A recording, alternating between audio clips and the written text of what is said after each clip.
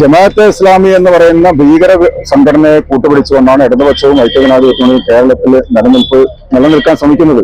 ഒരു കാലത്ത് ഭാരതത്തിന്റെ മോചനം ഇസ്ലാമിലൂടെ എന്ന് പ്രഖ്യാപിച്ചുകൊണ്ട് ദേശവിരുദ്ധ പ്രവർത്തനം നടത്തിയിരുന്ന സിമിയെ പോലുള്ള സംഘടന, ആ സിമിയെ പിരിച്ചുവിട്ടപ്പോ ഇപ്പോൾ ജമാഅത്തെ ഇസ്ലാമി എന്നുള്ള നിലയിലും വെൽഫെയർ പാർട്ടി എന്നുള്ള നിലയിലും പുതിയ പേരിട്ടുകൊണ്ട് രംഗത്ത് വന്നിരിക്കുകയാണ്. ഒരു കാലത്തും ദേശീയതയോട് 1% പോലും പ്രതിബദ്ധതയുള്ള പാർട്ടിയല്ല ഈ വെൽഫെയർ പാർട്ടിയും ഈ ജമാഅത്തെ ഇസ്ലാമിയും. അതുകൊണ്ട് തന്നെ ആ ഒരു പ്രസ്ഥാനം ഭാരതത്തിന്റെ ദേശീയതയെ തച്ചു തകർക്കണമെന്ന് ആഹ്വാനം ചെയ്യുന്ന പ്രസ്ഥാനമാണ്.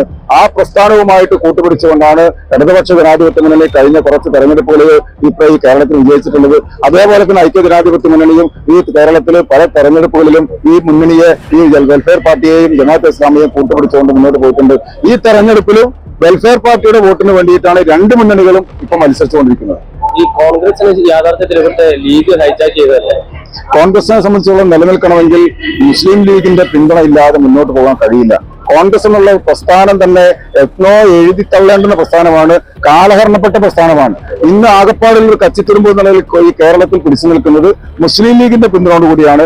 അതുകൊണ്ട് തന്നെ മുസ്ലിം മതവർഗീയവാദികളുടെ ആവശ്യങ്ങൾക്കനുസരിച്ച് കാര്യങ്ങൾ നടത്താനാണ് അവർ ശ്രമിച്ചുകൊണ്ടിരിക്കുന്നത്. അവർ അധികാരത്തിൽ വന്നാലും ഇതേ നിലപാടാണ് ചെയ്യുക എന്നുള്ളത് യാതൊരു സംശയമില്ല.